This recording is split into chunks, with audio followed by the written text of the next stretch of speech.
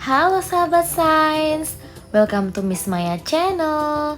Sebelum menonton video ini, jangan lupa untuk like, komen, dan subscribe dulu ya. Enjoy this video.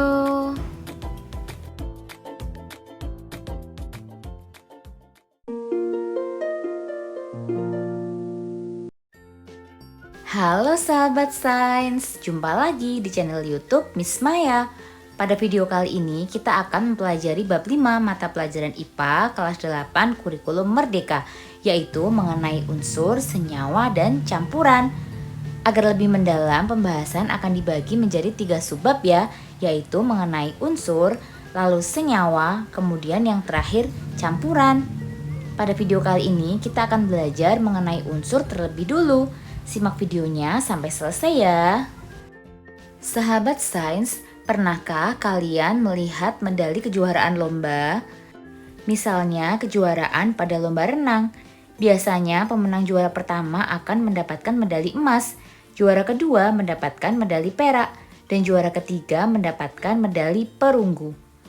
Emas, perak, dan perunggu merupakan salah satu contoh unsur logam mulia. Lalu apa sih yang dimaksud dengan unsur? Unsur adalah bagian terkecil dari suatu zat.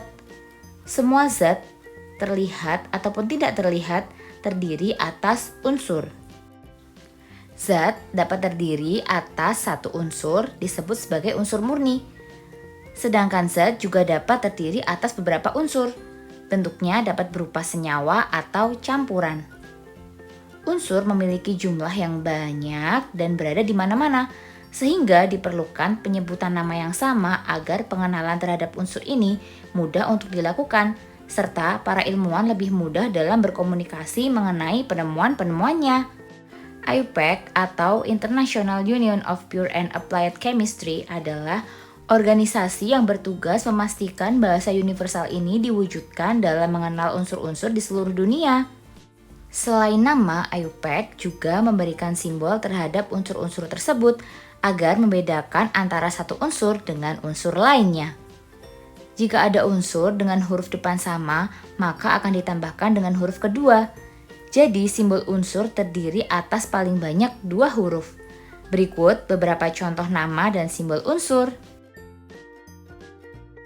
Sahabat sains, tahukah kalian bahwa ilmuwan telah mengidentifikasi 118 unsur dengan 94 unsur alami dan 24 unsur sintetis atau buatan. Setelah diidentifikasi, unsur-unsur ini kemudian dikelompokkan berdasarkan kategori tertentu yang disebut sebagai sifat unsur. Sifat unsur ini terbagi 2, yaitu sifat kimia dan sifat fisika. Sifat kimia suatu unsur adalah reaksi yang ditunjukkan unsur tersebut jika bertemu dengan zat kimia lainnya. Sedangkan sifat fisika suatu unsur berkaitan dengan kondisi fisik unsur tersebut seperti warna, bentuk zat, kerapatan, titik leleh, titik didih, serta daya hantar listrik atau panas. Selain sifat fisika dan kimia, ada juga sifat atomik unsur yang berkaitan dengan bentuk konkret suatu unsur dalam model atom seperti energi ionisasi, afinitas elektron, konfigurasi elektron, jari-jari atom, dan keelektronegatifan unsur. Setelah mempelajari setiap sifat ini, ilmuwan kemudian mengelompokkan unsur-unsur yang memiliki kesamaan-kesamaan tertentu. Unsur-unsur yang telah dikelompokkan ini lalu dimasukkan ke dalam daftar yang disebut sebagai sistem periodik unsur. Nah, ini merupakan gambar sistem periodik unsur. Sahabat sains, selanjutnya adalah bagan pengelompokan unsur. Berdasarkan sifat kimia dan sifat fisika unsur, ada 3 kelompok besar yang utama, yaitu unsur logam, unsur non-logam, dan unsur metaloid.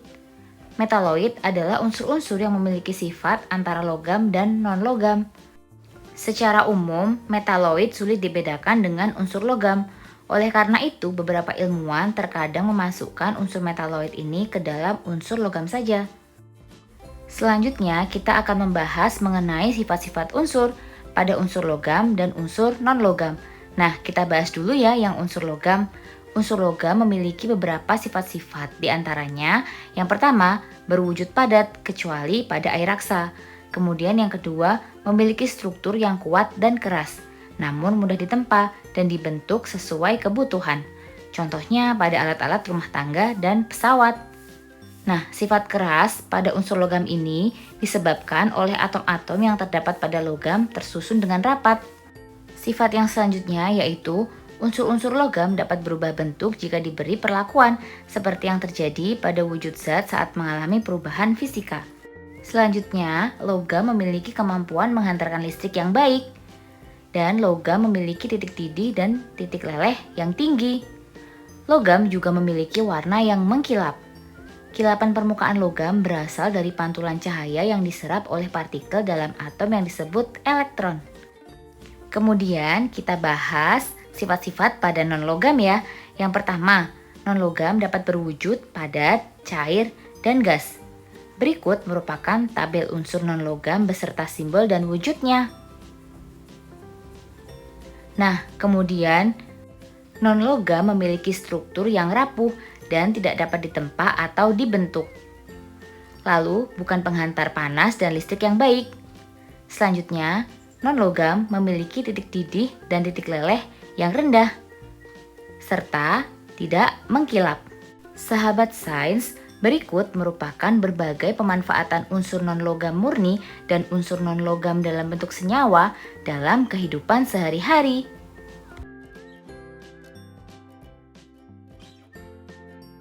Sahabat sains, pada pembahasan sebelumnya kita telah menggunakan istilah atom. Tahukah kalian apa itu atom? Atom merupakan bagian yang paling kecil dalam suatu unsur. Coba kalian perhatikan gambar teori atom Bohr berikut ini ya. Gambar yang kalian amati ini adalah atom helium. Pada atom terdapat 3 subpartikel, yaitu proton, neutron, dan elektron. Proton dan neutron membentuk inti atom, sedangkan elektron bergerak dalam lintasan membentuk awan elektron. Jika pada tata surya, benda langit mengitari matahari dan bertahan di orbitnya karena ada gaya gravitasi matahari. Sedangkan elektron berada di lintasannya mengelilingi inti atom karena ada gaya elektromagnetik. Proton bermuatan positif, neutron bermuatan netral, sedangkan elektron bermuatan negatif. Setiap atom memiliki jumlah proton dan elektron yang sama, sehingga muatannya selalu netral. Elektron yang berada dalam atom terus bergerak. Jumlah elektron dalam atom suatu unsur berbeda-beda. Jarak letaknya terhadap inti atom pun juga berbeda. Semakin jauh jarak elektron terluar mengakibatkan jari-jari atom juga akan semakin besar. Pada atom, terdapat elektron yang disebut elektron valensi. Letak elektron valensi umumnya ada di kulit terluar atom, kecuali untuk unsur-unsur dalam golongan transisi. Elektron valensi inilah yang dapat membentuk ikatan dengan elektron dari atom lain sehingga membuat sebuah atom dapat membentuk molekul. Ikatan ini diperlukan agar atom-atom dalam unsur lebih stabil.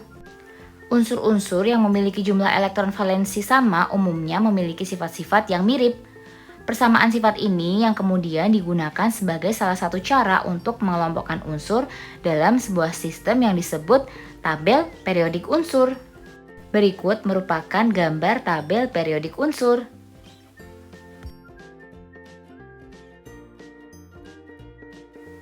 Apa sih tabel periodik unsur itu? Nah, tabel periodik unsur adalah tabel yang memuat seluruh unsur yang telah ditemukan di alam semesta ini, baik unsur alami maupun unsur buatan.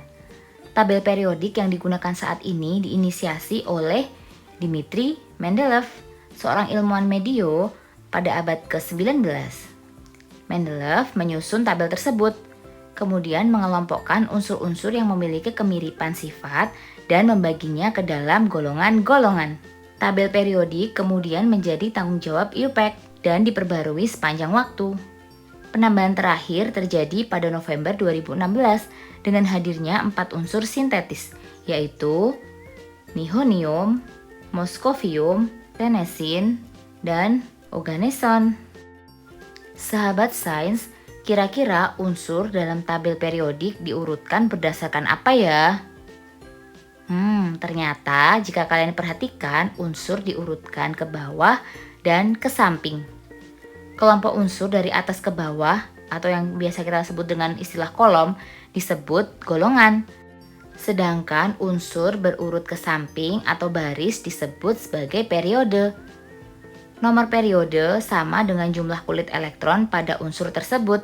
Sedangkan nomor golongan sama dengan jumlah elektron valensi, kecuali pada unsur helium yang berada pada golongan 8A dan unsur-unsur golongan transisi. Dalam tabel periodik, unsur-unsur logam menempati golongan 1 hingga 12, ditambah beberapa unsur dari golongan 13 sampai 17. Unsur-unsur non-logam berada di bagian kanan tabel periodik.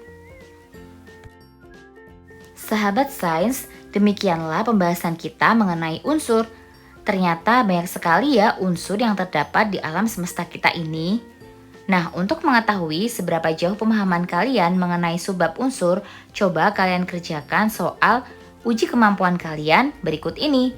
Jawabannya akan Miss Maya bahas pada akhir pembahasan bab ini ya. Jadi, subscribe channel ini agar kalian tidak ketinggalan video terbaru Miss Maya. Video selanjutnya kita akan membahas mengenai subbab senyawa. Tetap semangat belajar ya, sahabat sains. Thank you for watching, sahabat sains. See you on my next video. Bye-bye.